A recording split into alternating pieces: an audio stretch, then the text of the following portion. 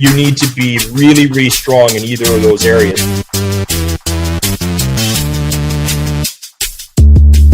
You can see this younger generation coming up through and being very comfortable with drones.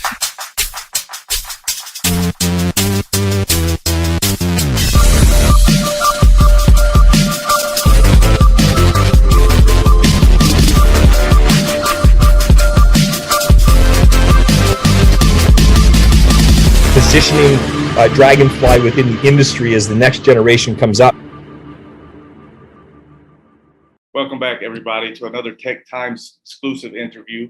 Today, we'll be talking to Cameron Chell. He's the CEO and chairman of Draganfly. Now, Draganfly is this incredible company that jumped in early, I think, on most things, and Cameron is here to fill us in on what they've been doing, what they are doing, and what they plan to do. Cameron, thank you for joining us. Well, Chris, thanks. Thanks so much for having me. We're a Tech Times fan and really appreciate the opportunity and consideration you're giving us. For sure, for sure. This is one of, I don't say this often, but this is one of the discussions that I was probably more excited about than most. I think it's super interesting. And so everyone else can get on board with the feeling I have right now. If you could please give us a little background on Draganfly and, you know, kind of how you got started in this industry. Sure. Draganfly is 24 years old. We're the oldest commercial drone manufacturer in the world. In fact, we turned 24, I think, 3 Fridays ago. And I've been with the company for about 15 years. I bought in with myself and a little investment group back then, who really saw the vision of a couple of great engineers and where the drone industry could go. The first product that the company ever came out with when they commercialized a drone was basically a drone with an infrared camera that was used to do search and rescue missions. And then the second application was using just an optical lens, and we had built some survey software so that when you put a drone up in the air, you could look at an accident, traffic accident, and reconstruct it within minutes. As opposed to, you know, people having to tape measure and measure skid marks or do crime scene investigations. And so there was immediate ROI. So, you know, we just kind of fell into selling into public safety and sheriff's departments and search and rescue. And we certainly sell to all sectors of industry, but culturally, you know, we're really close to, you know, public safety, humanitarian, and those types of things. And in fact, in 2013, a Draganfly drone was the first drone that was ever credited with saving a human life. And today, that drone sits in the Smithsonian on permanent display. And so, so we definitely like to be leading edge, but because we have been in the business so long. You know, it's very easy for us to react to situations. Right. So when COVID emerged, you know, we had a customer that came to us and said, "Hey, we want to do social distance measuring, and how can drones help us determine how crowds are doing?" And within, you know, months, we had developed a system where the cameras on our drones could detect heart rate, respiratory rate, blood pressure, blood oxygen levels, you know, obviously temperature, and determine if people had an infectious condition. And so that's now converted into our rescue drones that are going into Ukraine. As they're delivering medicines in, they're actually taking the vital signs of survivors on the ground. And so anyway, it's just funny how it all just kind of one thing builds on the next. But that's probably a long explanation, but that's kind of the ethos of Draganfly. Okay, wait. Okay, so it's been 20 plus years. Yeah. Since, you know, you guys, you know, got into the industry or whatever. So how have you seen the drone evolve? Yeah. You know, what's really interesting is the basic drone component itself has not evolved that much. Mm. Certainly the specifics and performance around those drones have definitely improved. But where the real evolution in the industry has been in 2 areas. Really, it's been one more in sensors. So what sensors you have, whether it's optical or hyperspectral or LiDAR or whatever, and then the AI now that we're applying to those sensors. So it's greatly expanding what drones can do and what uses they have. And then the other area, quite frankly, is acceptance. So the notion that as people are seeing drones more and more and what they can be used for, the level of acceptance, not just at a regulatory level, but actually more at like kind of like a society level, is to the point where there's becoming less fear, less wonder, more acceptance around what they can do and how useful they are going to be. And so that's really been the biggest shift. Now, from a very tactical standpoint, it's gone from, back in the 90s, it was really all about the hardware, right? And it was just so novel that you could fly these things and they were relatively easy to control and stable and efficient and such. And so there's lots of imagination about where it could go. And then it became more and more about software and, what were the applications that you could do with the drones. And then it really became about the sensors and what AI you could apply on these sensors to start collecting data that nobody ever imagined. And so now if you combine that with autonomous operations, the drone industry is broadly built into, two big sections and a couple of subsections. And those two big sections are either delivery or data. Okay. And if you're going to be a big drone player in the future, you need to be really, really strong in either of those areas. Now, you notice that I didn't talk anything about hardware. Right.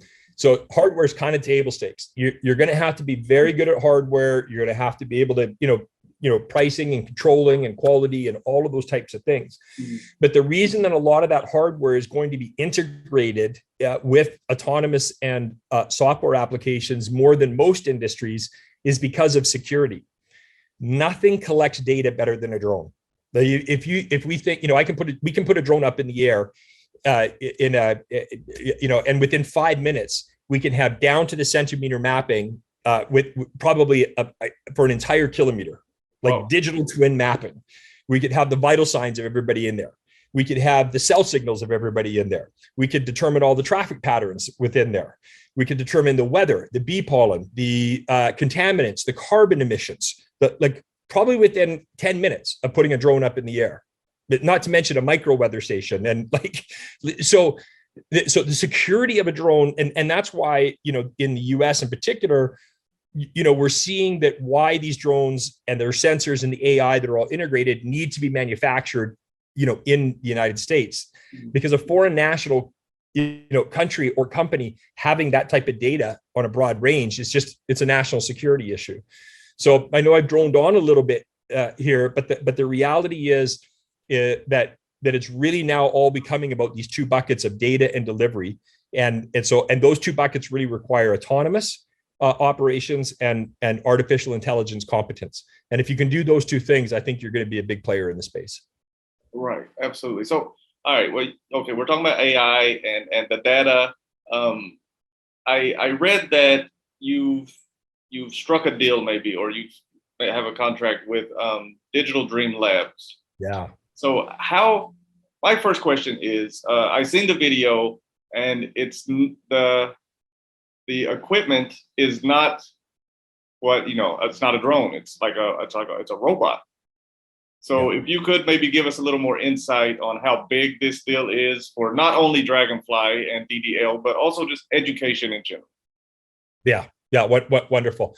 And I think this speaks to that whole integration piece that we were just talking about. So Digital Dream Labs, we've has contracted with us to build about 50,000 drones per year. We're tooling up right now. We start production at the end of this year. It's a $9 million contract per year for the next 3 years with us. So it's very significant. That's more than our entire revenue last year, just in one contract. Wow. And that's very typical of what we see happening in the industry. Our average contract sale 3 years ago was probably about $100,000. Today it's probably about $1 million and $1.2 million. And I already know from our pipeline, next year, our average contract size will be well over $3 million. And so the reason that this is significant is that Digital Dream Labs already has an educational robot. It has a 5 million person install base, and it's an educational hobbyist community. And so they program these robots to have personality, to have interactions with each other, to perform certain missions. They interact with other robots online. It's really the future of how kids will play, and actually how society is evolving. It's much deeper than most of us realize, and it's very AI based. So they wanted to introduce a new character into their lineup. So Cosmo is their main character, and so now they're introducing a new character, and just for let's call it Breezemo, right? So this is an indoor based toy drone, very safe, but it is so much more than a drone because it's programmable. It's AI based. It interacts with Cosmo. It interacts with all the other 5 million user install base. But you can program it to do things like run perimeter security for your house, or do motion detecting in the house, or so while it's really an educational toy, it's got this huge user interface. Now one of the things that I'm very surprised about in the drone industry is I talk about these two big sectors, which are delivery and data. Mm-hmm. But there's two subsections there that are surprisingly big, and that's education and entertainment.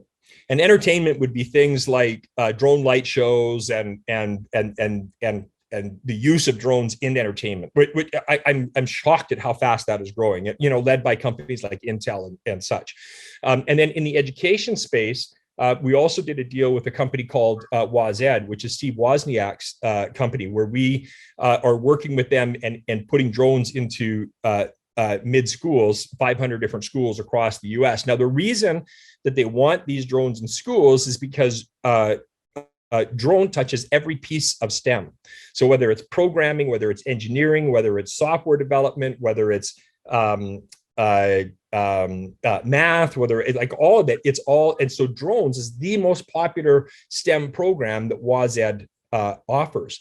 And so when we put that in context of the work that we're doing with DDL, we understand that how big drones are going to be. And it's a really important piece of what we're doing because, in fact, by 2028, there's going to be 100,000 jobs shortage in the United States alone for drone engineers and drone pilots. So we've got it, yeah, but you can see this younger generation coming up through and being very comfortable with drones and why this is so important. So it's a very big deal for us, not just economically, but actually from a positioning Draganfly within the industry as the next generation comes up to, hopefully become the Apple, if you will, of the drone industry.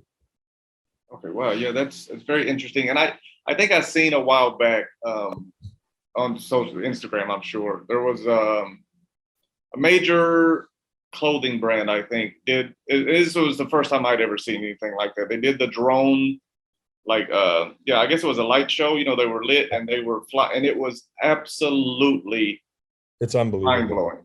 Yeah. If we, the Olympics and the NFL Super Bowl, and it is mind blowing what it can do, and where that's going to go over the next couple of years. Right. is actually going to be almost even more mind blowing, like just completely unbelievable. It's a new form of entertainment that will be used indoor and outdoor and scale to all types of size of things. But I would hearken a day, probably only a few years from now, where you'll hardly see any type of live entertainment that won't involve drones of some sort, moving equipment around quietly, or being part of the lighting show or part of the effects. It's a very not something I ever saw coming, but it's really quite fascinating. Right. Yeah, absolutely. I mean, I say this all the time, and it holds true here in this discussion that, the future is now. Like things that, like you said, you've never seen it coming, and now it's all around us. And I think it's absolutely incredible. And it's not only, like you said, the entertainment aspect is great, of course, and the education, obviously, fantastic. But the deliverables that this is making possible, I understand that your collaboration, maybe is a good word to use, with the group in Ukraine called Revived Soldiers Ukraine. Where it just just an incredible story. Like it's hard not to well up, just thinking about it. So we're very fortunate to be contacted by Revive Soldiers Ukraine through one of our channel partners, Cold Chain Technology Services, which is a large logistics and supply provider to the DoD and to NATO. Okay. And Revive Soldiers Ukraine, what they do is they do physical rehabilitation of citizens and soldiers who have been hurt in combat. And lots of times they bring them, they have physical locations over in the Ukraine, but lots of times they bring people over to the US, for particular surgeries or rehab and stuff and such. And they've been around about 15 years. They do incredible work. And since obviously the breakout of the conflict in Ukraine, some of their shift has been much more acute. So it's like, how do we get supplies into this particular area? So they've been buying ambulances, and they've been crewing up ambulance crews and just doing whatever it takes to get relief work in and get people out that have been hurt. And so they approached us and said that one of the biggest problems they have with ambulances, for example, or getting into spaces is that they can't get them in. And was there a way for us to be able to use drones to get supplies in? Now, so for the last year, we've been working with Texas EMS on a program where we've got a medical response drone that in a temperature control box or kit, we can transport up to 35 pounds of temperature sensitive medical supplies, things like an insulin or EpiPens or medications or pharmaceuticals or vaccines or whatever the case is. And so so they reached out to Cold Chain in particular because we've been doing that work down there. So what's transpired is we're shipping over an initial 13 units of these medical response drones, and also a search and rescue drone. And the search and rescue drone is a much smaller drone, incredibly fast, and it has thermals on it. So it's able to basically, look through buildings for heat signatures and such. It's also got our VI technology on it. So it's able to actually read vital signs of survivors and such. So they're using these drones, to go in and look for survivors. And then as well as the medical response drones to deliver equipment to people that might be in besieged areas. Interestingly enough, they were buying drones just off of Amazon, Chinese made drones with thermal equipment and, probably $5,000 to $6,000, $7,000 total price tag, and using them over there. But there's been some, well-documented challenges with those drones being able to be targeted by foreign combatants, and the drone device, controller can be targeted and launched a missile at. So one of the other reasons they came is that they needed North American, lockdown security so that couldn't happen. So we're thrilled to be a part of it. One of the really incredible things that's happened out of this, Chris, is we've had a number of our shareholders have stepped up and amazing people. Right. They've stepped up and said, hey, we want to buy drones and send them over. And so, so what this has turned into is kind of like a grassroots, we're providing drones into Ukraine, and we've got such incredible shareholders. We've got a number of them now that are buying drones, donating them to RS Ukraine and putting them into theater to be a part of help. And the feedback is, they know no better way to be able to have a direct impact on how to help. So that's been a unintended, benefit or consequence of being able to work with RSU. Absolutely. And, I hope I'm not overstepping here, or, I'm not, I feel like, but, there's been a lot of support shipped to Ukraine and, in many different forms, and it's all absolutely, warranted. And, I stand, and we at Tech Times stand with the innocent people of Ukraine. But I feel like Draganfly, what you guys are doing is right up there with, Elon Musk providing internet support. Like, that's something that in this day and age is an absolute game changer. You're able to communicate with the outside world. You're able to communicate with, within your own ranks, within your own, just a smartphone, you can, those type things. So I would put personally, and, I'm sure a lot of people agree, what Draganfly is doing is on par for sure, as far as really making a difference for those people that are struggling so much? Yeah, I wish I wish we were as brilliant as Elon Musk and as intentional to have decided that that's what we're going to do. Right. The reality is, we were in this space, and I think we produce a great product, and we were lucky enough to be introduced to a fantastic humanitarian organization and customer, RSU, and because we have such great people in our organization and such great shareholders, it's turned into what you're describing. Right. Okay. So I would agree. I would agree, but I wouldn't give us credit for saying, hey, that's what we started out doing. Right. But that is now the mission. It is the mission. It is our goal. This order is up for up to a couple hundred units, but we think with our shareholders now stepping up, and other people wanting to get involved, we think we can get it up to thousands. We really believe we can get this up to thousands of drones into theater, delivering medical equipment, providing thermals and such, and I think that'll make a difference. I think this is going to save lives. Absolutely, I agree with you. And that's the goal for any type of support in this time is to save lives. So let's shift gears a little bit. We spoke about the AI aspect. We spoke about the deliverables aspect. I'm curious a little about the mapping. And I understand that Draganfly played a huge role in the most recent Mint 400 in Vegas. Yeah. So maybe you can give us a little more. Well, again, another really fun project that came to us from one of our shareholders. Okay. So, Kyle Washington and the Washington Group out of the Greater Northwest and Vancouver area, incredible family. They have they're big into this space. They're huge into a lot of industries, but they've been good enough to be just unbelievable shareholders and partners of ours through this journey of Draganfly and how it's growing. And so we're lucky enough to work with them and sponsor a Baja truck. Now, the intent of us sponsoring that Baja truck is to take our AI and the technologies that we use on our drones and apply them, into racing and into sport. And so specifically, we've done two things within the Baja industry in the Mint 400, which is a great race.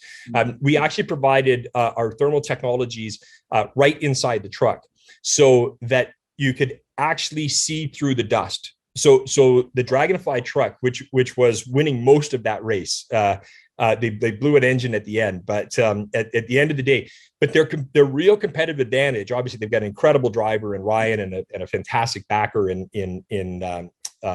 Kyle and the Washingtons. But the one of their big competitive advantages was they could see through dust. This gave them, an extra 500 meters of visibility at any and every given time, which is game changing. And it was built into a console right up in their dash, and both driver and co-pilot could see it. And so it was a really innovative use of the technology that we use. But now we were also providing mapping technology. So we mapped the course out beforehand using our proprietary LiDAR system, which is a product that we're bringing to market this year, which is primarily used by forestry companies and such. But this, so we had an accurate down to the centimeter LiDAR map, right? That was then also compared to the course, the day before it ran, as opposed to them just getting a paper map and, or a GPS thing saying, hey, you got to turn here. So so when they were able to go back and do their practicing and their visualizations, and then compare that with the LiDAR, the thermal data that they were getting in real time, it's almost like they were playing on a video game in the real world. Right. And so that the incredible experiences for us and tons of application of that into many and multiple industries now. And so we're super thankful to the Mint 400 and to the Washington family for allowing us to participate in that and be able to put our technology, and for them to trust us to put our technology with their truck and be able to do this type of work. And this is really what I think helps make Draganfly a differentiated company in the terms of that we can take this into a real world experience, and we're doing things with drones and with our technology that, other companies are building a drone, a piece of hardware, and selling it. We're really more interested in creating solutions, right, that make a difference for the customer, that actually give them a competitive advantage. Right. Yeah. It's like what you said about a video game in real life. I mean, that's basically you gave the team, a real life HUD, right? The heads up display, Yeah. which you see in a lot of things. And I think that's something, being a gamer myself, that's something that I've dreamed of, like if I only could just see, if I had a HUD all the time, like even, how much is in my bank account, where am I going, all this information that I need to check my phone for. If it was just here, that's, yeah. So you basically, like you said, you've applied what most people consider, fantasy. I fantasized about HUD, and you've applied it in real time, in real life, and it's absolutely it's incredible what you guys are doing and what you're able. Yeah, and absolute kudos to our customer, Right. Which is the Mint 400 and the Washington family and the truck they're racing. To have, because we didn't know that that's exactly what we were going to do. We didn't know exactly how this was going to turn out, and right. Because they were open and we all iterated in live time, working on it consistently. And this is like we've also been doing it for the last year, so this is some of the results of good work. But we came up with a result that was much better than what we thought. But again, credit to our customers for allowing us to work with them in that manner. Right. So was this the first time that you guys were involved with the Mint 400? The Mint 400, yes, but last year, and we've done some other previous races with them, getting the technology to this point. Okay. And we've had some partial successes, partial failures that we learned, tweak, that type of stuff. And while this one was incredibly successful for us, again, we learned so much. And so the next time we apply this, it'll be even better. So my question is, you spoke, I think you worked with only the one team, correct? Yeah. So, I mean, if I were on another team, I would be like, oh, wait a minute. This is, they have a cheat code. Like, I want, what did you guys do? We want, to kind of even the playing field, I guess. Yeah, well, the one thing about that particular community, which is really interesting, is that they're all hyper competitive, right, but they're all very and foremost focused on safety. So it is a real community, and it's I hate to put it this way, it's a pretty exclusive community because it takes a lot of money to run those trucks, sure, and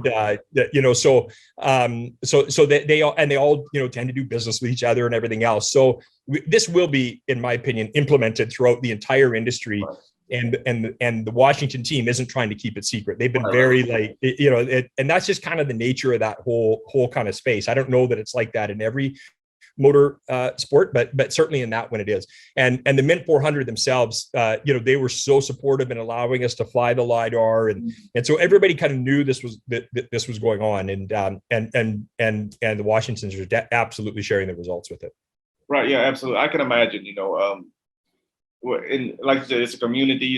They've known each other for years. They've been through hard times together. They root for each other and all these things. So I can imagine that no one wants an advantage, right? Like, if I have this, you can have this. This is what we're doing. Let's all be same level playing field. So when I win, I win. So I definitely get that. You are a gamer. You are absolutely like you just said, and they're the same. It's like it's like they have on some of their other race cars and stuff, they have cars that are exact. Like, I mean, exact down to like every screw has the exact same amount of turns on it, the exact same weight of paint on it, so that when two people get in a car and go and race, nobody can say the other one because of anything other than the skill they apply. Yeah, so that pretty well. Yeah, absolutely. I mean, I'm fairly competitive. I'm knocking on 40's door, so the physical sports and everything are they're moving to the past. But I understand the importance of having the fastest car, or the quickest takeoff, or whatever it may be. But I think the pride for these guys comes from being, if I can win with the same equipment you have, right? Like that's a personal pride. I totally agree with you. So speaking of racing, now we're moving in. I want to talk about something that I don't know where to, well, I do know where to find this, but I want to watch this in person as soon as possible, is the Drone Racing League. I think it's something that is. Yeah, DRL, the Drone Racing League. I got to tell you, they are an amazing organization. I wish, I wish I was as good a manager and leader as the management and leadership they have there. They every person in that organization is like an A1 plus player, and they all just are so aligned on what they do. The Drone Racing League, sure, it's a racing league, but really it's a technology company. So every drone that they build is exactly the same. So that there is, so exactly to what we were talking about, that it's the skill of the pilot that's out there racing these things. And when you think about, you've got to create that, that complete and total level playing field. And then you've got folks racing at like hyper speeds, like relative hundreds of miles an hour, right? And they're on VR goggles and they're going through these small spaces. And all of this has got to run on a private network. Right. Like, it's not like you can run it on cell. You've got interference from all kinds of other radio signals out there and everything. So, for them to set up a race and a production in the way they've done it, it's really, I just can't see anybody ever catching them. Like, they're just so brilliant at what they do. And so we're honored to get to work with them. And so we've collaborated together and have a lab. And so it's the Dragonfly DRL lab, and it's really to take innovations within that racing league and understand how to commercialize them. So whether it's taking their proprietary communications capabilities and being able to apply it with drones in 5G networks, or using 5G drones as emergency response networks, if towers go down or stuff like that, then and commercializing those things. Those are the learnings that we're taking out of that lab. So we're very focused on autonomous drones in the lab. We're very focused on speed in the lab, and communications capabilities. So so I think we're going to see some great initiatives come out of there. And of course, the other great thing that we get out of it is we get exposure for recruiting.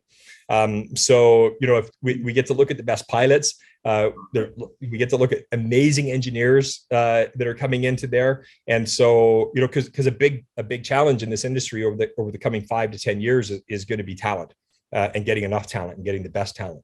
So we feel that our relationship with them is incredibly strategic.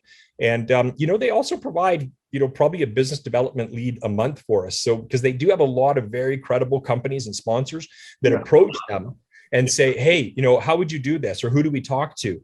And so because we built this fortunately trusting relationship with them, we're the beneficiary of being able to